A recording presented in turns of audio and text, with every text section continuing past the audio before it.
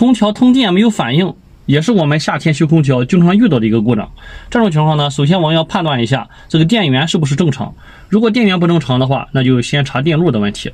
如果电源供电正常，那么我们要查一下内机主板或者说显示板哪个地方有问题。这种情况多数是内机主板坏了啊。那它这个吧，然后是拿回去修的啊，这是显示板，这种然后修的时候要都拿着啊。这个是主板，然后我们看一下是哪个件坏了呢？看反面啊，就是这个地方，看到了吗？是这个配件。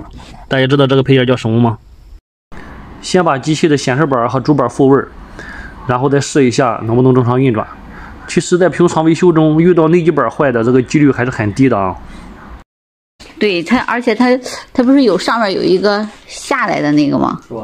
啊，自动下、自动上的那个。就是这个配件坏了。啊。这边是焊的。啊。从网上找的，又从网上买的这个配置主板。那我们就中奖了呗。哎呀。要好了吗？对，我觉得没问题了。先把路调的低一点，看看。嗯。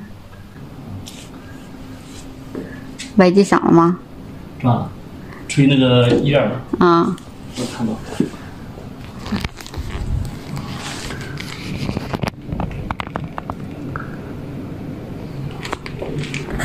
哎呀，凉了。好了。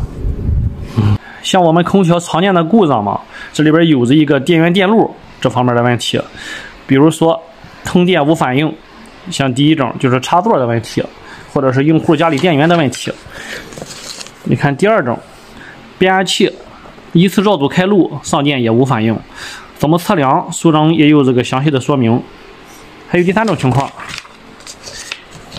像7812稳压块损坏上电无反应啊，这都是一些检查的思路，包括更换的步骤。